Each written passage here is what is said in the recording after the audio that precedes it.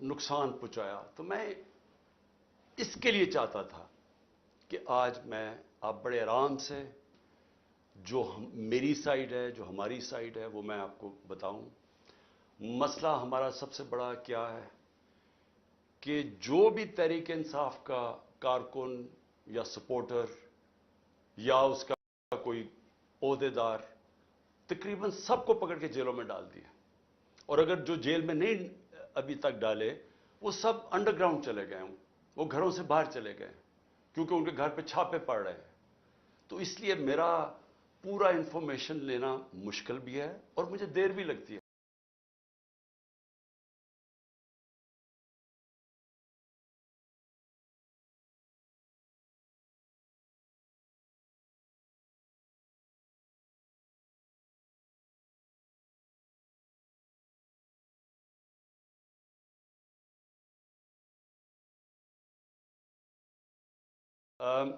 तो अब हो क्या रहा है, हमारे लिए इंफॉर्मेशन लेना बड़ा मुश्किल है।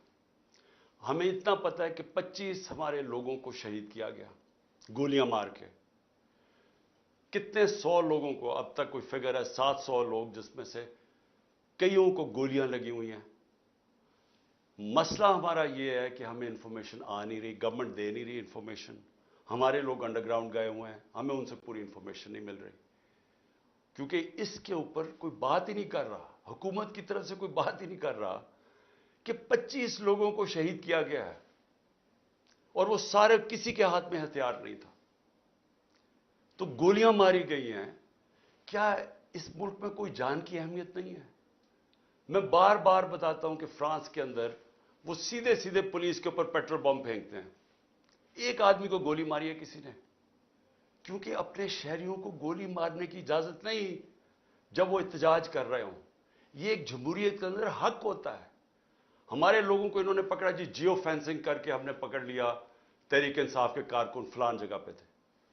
भाई, जियो फेंसिंग तो ये बता रही है कि वो एक जगह के ऊपर थे। यानी अगर आपने चले कोर कमांडर के घर के सामने, तो वो जियो फेंसिंग में आ जाएगा। क्या वो ये जो तोड़ फोड़ थी इसमें शामिल थे? क्या वो आग लगाने में शामिल थे?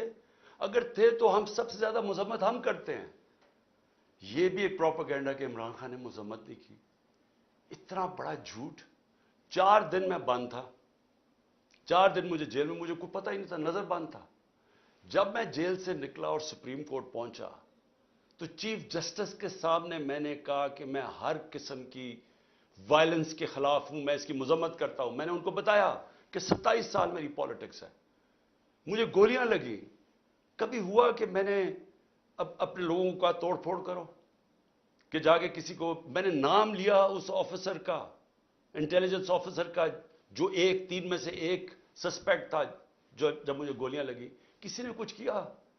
कोई सरकारी बिल्डिंग जलाई, कुछ किया? तो मैं 4 दिन बंद हूं, बाहर निकलता हूं तो मुझे पता चलता है जी ये हो गया। तो मेरे से जब चीफ जस्टिस साहब ने पूछा, मैंने वाज़ेह तौर पे कहा कि मैं इसकी सख्त मजम्मत भी करता हूं और मैं कभी अपने लोगों को इजाजत नहीं दी आज तक कि पुरअमन एहतजाज के अलावा कुछ करें। अब मैं ये चाहता हूं, ये थोड़ी सी 5 मिनट आपको देखना पड़ेगा कि ये जो हमने चीजें जमा की हैं, ये जरा आप देखें कि ये नहीं कि इस वक्त एक मुनज़्ज़म प्रोपेगेंडा चल रहा है। ये एक मुनज़्ज़म साजिश थी और ये साजिश प्लान करके तहरीक इंसाफ को खत्म करने की साजिश थी। सबको डर लग गया था, पीडीएम की सारी पार्टीज को पता था कि ये जो भी हो जाए, ये अब तहरीक इंसाफ को इलेक्शन में नहीं हरा सकते। और फिर ये प्लान बना, पूरी साजिश बनी कि किसी तरह इनको कलअदम किया जाए, इनके ऊपर सारा ये जो हुआ पूरा प्रोपेगेंडा करके इनके ऊपर डाला जाए। जिस पार्टी ने 27 साल से कभी कोई आइन और कानून के बीच में रह के खेला, उसको एकदम इन्होंने ऐसे दिखाया कि वो पार्टी कोई बड़ी वायलेंट पार्टी थी। और इनकी तकरीरें सुन लें, इनकी बातचीत सुन लें, कि लगेगा ऐसे कि इससे ज्यादा कोई खौफनाक जमात नहीं आई। वो जमात जिसके अंदर औरतें और बच्चे हों, वो जमात जिसके जलसों के अंदर फैमिलीज आए, वो जमात जिसकी प्रोटेस्ट पे फैमिलीज आए, वो कभी इंतशार करेगी? कभी वो सोचेगी जलाना और ये जो یہ جو وائلنس ہوا ہے وہ کبھی وہ کرے گی ایسے؟ تو میں چاہتا ہوں کہ یہ ایک تھوڑی سی 5 منٹ کی فلم ہے، یہ ضرور دیکھیں کیونکہ ہم نے یہ کمپائل کی ہوئی ہے۔ کور کمانڈر ہاؤس پر حملہ تحریک انصاف کی منظم سازش یا تحریک انصاف کے خلاف منظم سازش؟ 25 مئی کی ظلم و ستم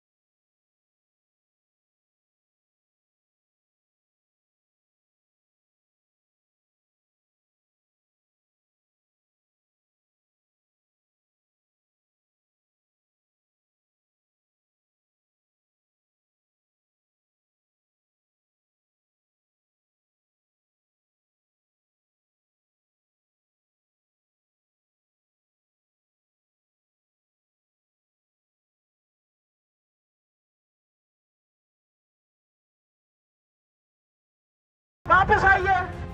تحریک انصاف کے رہنما میاں محمود الرشید اور سینئر تجزیہ کار آفتاب اقبال جو اس موقع پر موجود تھے۔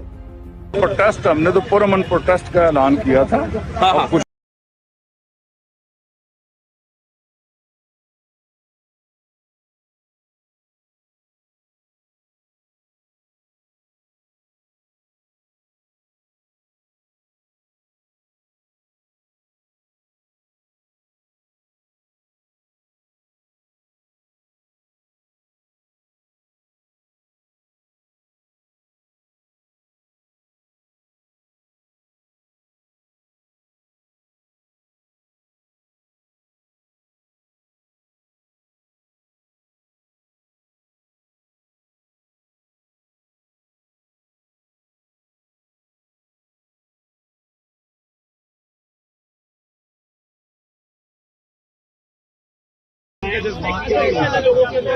کوشش کیا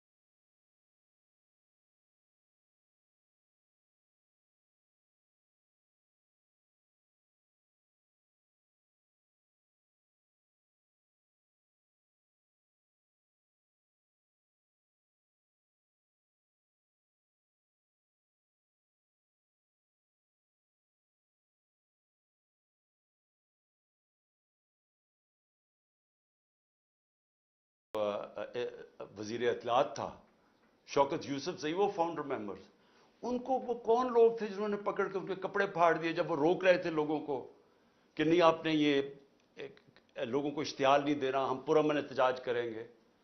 तो वो कौन लोग थे? हर जगह से एक ही खबरें आ रही हैं। वहां मियाँ वाली में वो लोग बड़े फख्र से वो जहाज, उसको जहाज चौक कहते हैं, तो वो जो सेबर जेट लगा हुआ है बड़े फख्र से लोग उसको देखते हैं। वो MNA जो हमारे अमजद अली खान है, उन्होंने कहा मेरे सामने ये लोग आए और इनके पास कोई चीज थी, क्योंकि वो जल ही नहीं सकता था, वो तो एल्यूमिनियम था, इन्होंने कुछ किया, इनके सामने आके उसको जला दिया। तो इसके ऊपर बहुत जरूरी है, जिस तरह सारी दुनिया में एक इंडिपेंडेंट इन्वेस्टिगेशन होती है, हम कुछ नहीं और चाह रहे, हम सिर्फ चाह रहे हैं कि इंडिपेंडेंट इन्वेस्टिगेशन की जाए।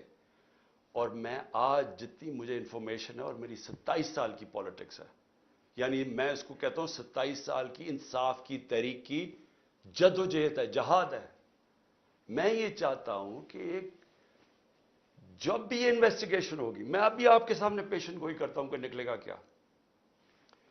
मुझे पुलिस से भी पकड़वा सकते थे, मैं high court, Islamabad high court की बिल्डिंग से बाहर निकलता, वहां पुलिस ही पुलिस थी, वो पुलिस मुझे पकड़ लेती। हमारे पास तो कोई लोग नहीं थे, बाहर भी पकड़ सकते थे। क्या जरूरत पड़ी थी कि मैं वहां बैठा हूं, तोड़ फोड़ करके, जिस तरह अटैक किया रेंजर्स ने, जिस तरह लोगों को मारा, वकीलों को मारा। वो बेचारा वहां अमला था, उसके अंदर जो बायोमेट्रिक वेरिफिकेशन का अमला बैठा हुआ था, उनकी मशीनें थी, उनको मारा, मशीनें तोड़ दी। हम कौन थे? वहां कुछ दहशतगर्द बैठे हुए थे, मुझे मारा, और फिर जिस तरह पकड़ के लेके गए। सारी दुनिया में जब उसके इमेजेस आने थे तो क्या उसका रिएक्शन नहीं आना था? लेकिन रिएक्शन शाह महमूद कुरैशी कह रहा है कि पुरअमन एहतजाज। असद उमर जो हमारे सेक्रेटरी जनरल है, वो कह रहे हैं पुरअमन। यास्मीन राशिद कह रही हैं, और वो उधर शाह फरमान, सारी जगह से लीडरशिप कह रही है पुरअमन एहतजाज। मुझे जेल में डाल देते हैं, मुझे पता नहीं चलता क्या होता है। तो क्या ये जिन लोगों ने ये प्लान करके, रेडियो पाकिस्तान की बिल्डिंग कैसे जल गई? एहतजाज तो कहीं और हो रहा था, उधर कौन पहुंच के किसने बिल्डिंग जला दी? CCTV कैमराज हैं इधर। वो जो आदमी इश्तिहाल दिलवा रहा है लोगों को कोर कमांडर के घर के बाहर, और जैसे ही लोग अंदर जाते हैं खुद भाग जाता है। इनकी तो आप नादरा के डेटाबेस में आप उसको पता चल सकता है वो कौन आदमी था। तो क्या कोई किसी किस्म की कोई इन्वेस्टिगेशन के बगैर एक वन साइडेड कंट्रोल्ड मीडिया के ऊपर प्रोपेगेंडा चल रहा है? मुझे पकड़ा, इंटरनेट सर्विसेज बंद की, सारे मीडिया के ऊपर कंट्रोल कर लिया, और कंट्रोल्ड मीडिया के ऊपर पहले से वन साइडेड प्रोपेगेंडा चलना शुरू हो गया कि PTI ने कितना जुल्म किया। मौका ही नहीं दिया हमें अपना मौका पेश करने के लिए, सबको पकड़ के जेलों में डाल दिया। मैं अकेला जो सुप्रीम कोर्ट के बाद जब मुझे रिहा होता हूं, पहले मुझे 3 घंटे इस्लामाबाद हाई कोर्ट के अंदर बंद कर देते हैं कि जी रास्ता ही नहीं साफ। वो अगर वो रात के 11 बजे मैं वहां से निकलता हूं, हालांकि फैसला 6 बजे आ गया था, मैं बैठा हुआ वहां। उसके बाद हमारे लोगों को, हर किसी को पकड़ लेते हैं। मैं ये सवाल पूछता हूं कि किस दुनिया में ऐसे होता है कि सारी सीनियर लीडरशिप को पकड़ लिया? वो भी जो लोग कह रहे थे कि पुरअमन एहतजाज होना चाहिए, उनको भी पकड़ लिया। वो लोग जिन्होंने हमेशा बात की कि हम PTI आइन और कानून के बीच में रहना चाहते हैं, सारे आज जेल में हैं, सारी सीनियर लीडरशिप जेल में, ये छुपी हुई है। और फिर कारकुनों को पकड़ लिया, लेकिन कारकुनों को नहीं सिर्फ पकड़ा, जो भी सपोर्टर्स थे उनको पकड़ लिया। यानी ये इंतहा थी कि पिछली इतवार को हमने, तहरीक इंसाफ ने एक कॉल दी कि पाकिस्तान को बचाओ, आइन को बचाओ, पाकिस्तान बचाओ। इसके ऊपर लोग अपने प्लेकार्ड्स पकड़ के आइन बचाओ पाकिस्तान बचाओ खड़े हैं, उनमें से लोगों को पकड़ के ले गए। कभी औरतों से, मैं ये बार बार कहता हूं, कभी औरतों से ये जुल्म नहीं किया जो हमने इस बारी देखा कि किस, यानी प्लान करके औरतों को जलील करना। पुरअमन एहतजाज, آئین ہمیں حق دیتا ہے, ہم کہیں بھی احتجاج کر سکتے ہیں. آئین نے یہ نہیں کہا کہ آپ ادھر احتجاج کر سکتے ہیں, ادھر نہیں کر سکتے.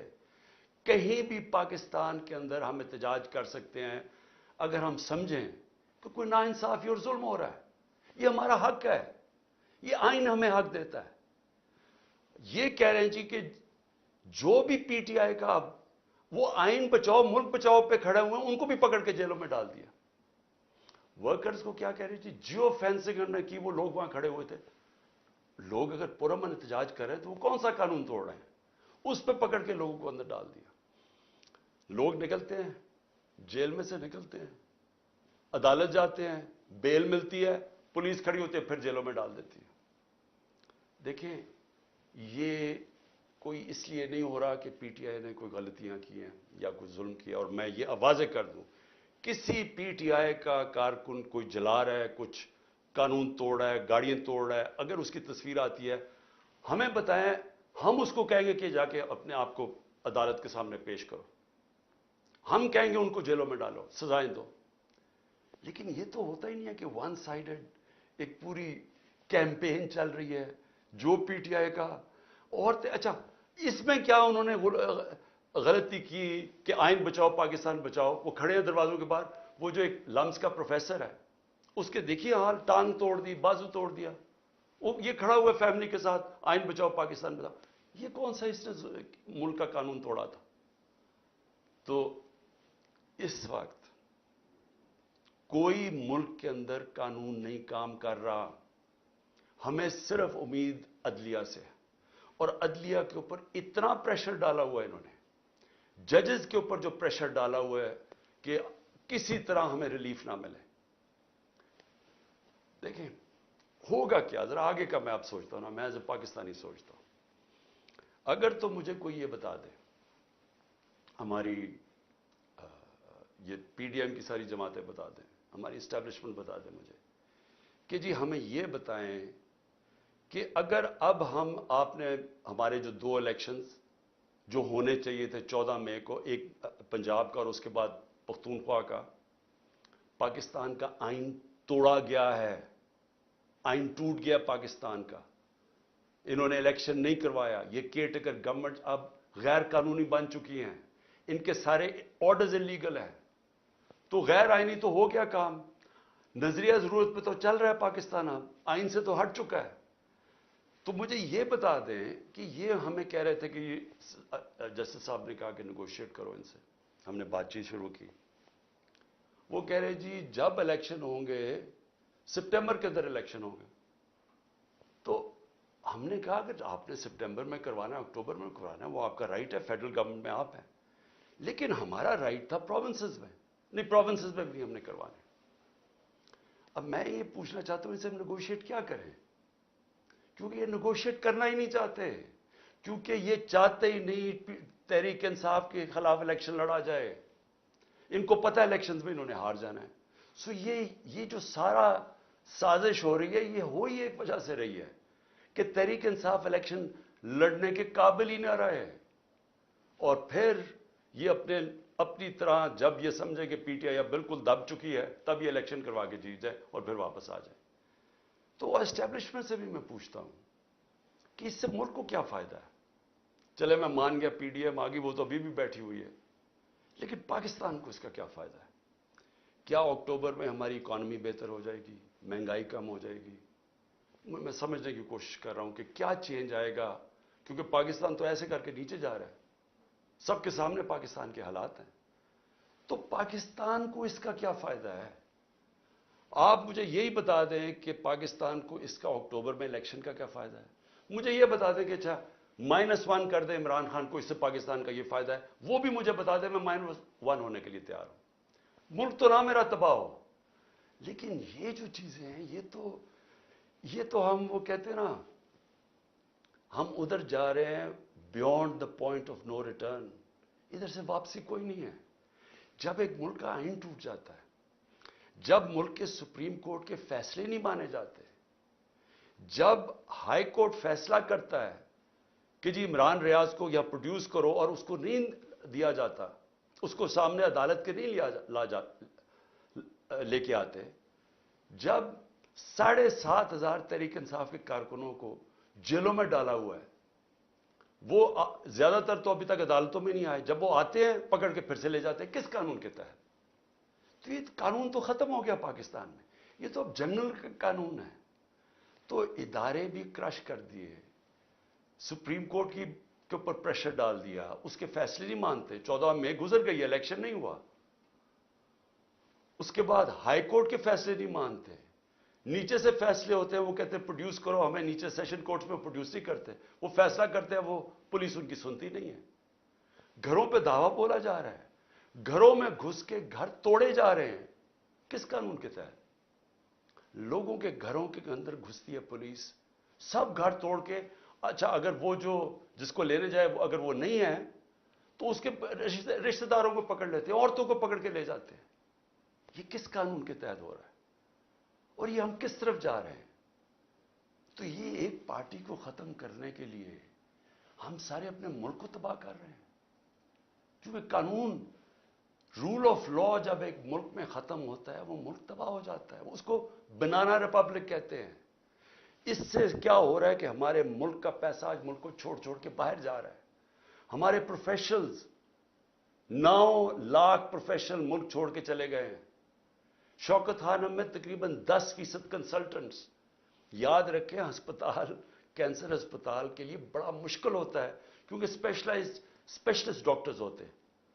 10% کہہ رہے ہیں، 5% چھوڑ کے چلے گئے، 5% تیار ہیں چھوڑنے کے لیے، کیونکہ لوگ امید ختم ہو گئی ہے لوگوں کو ملک سے۔ بیرون ملک پاکستانی کیوں شور مچا رہے ہیں؟ وہ دیکھ رہے ہیں ملک تباہی کی طرف جا رہے ہیں۔ تو میں آج اپیل کرتا ہوں ہر وہ لوگ جو اس وقت پاور میں بیٹھے ہیں کہ دیکھیں اس وقت یہ ملک آپ نے سنبھالنا ہے، یہ آپ کا بھی پاکستان ہے۔ فائدہ صرف اگر یہ نیچے بھی چلا جائے گا تو صرف ان کو ہوگا جن کا سارا کچھ باہر پڑا ہوا ہے، جن کے اربوں ڈالر باہر پڑے ہوئے ہیں، ان کو کوئی، یہ پی ڈی ایم کے لوگوں کو کوئی فرق نہیں پڑ رہا، نہ زرداری کو کوئی فرق پڑ رہا ہے، نہ نواز شریف کو کوئی فرق پڑ رہا ہے۔ لیکن جنہوں نے جینا مرنا اس ملک میں ہے وہ تو سامنے تباہی دیکھ رہے ہیں۔ مجھے کہے جی کہ عمران صاحب آپ کو اگر ملک سے باہر جانے کی کہا جائے تو آپ چلے جائیں گے؟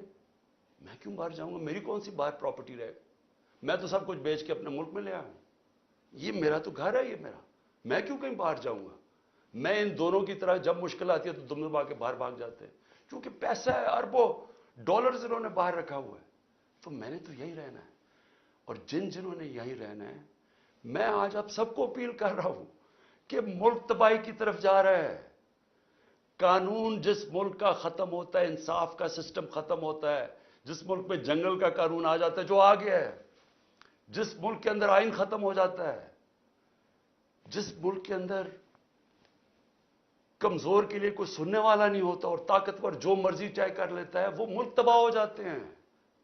حضرت علی کا قول ہے کفر کا نظام چل جائے گا، لیکن ظلم اور ناانصافی کا نظام نہیں چل سکتا، یہ نہیں چلنے لگا، یہ کوئی نہیں سنبھال سکے گا۔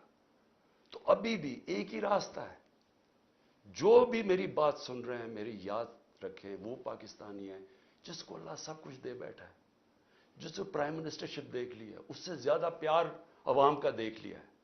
میں ان سب کو یہ کہہ رہا ہوں کہ صرف ایک راستہ باغے، صاف اور شفاف الیکشنز کروائیں، وہ شروع ہوگی ہماری فائٹ بیک اس ملک کو اس دلدل سے نکالنے کے لیے۔ شکریہ۔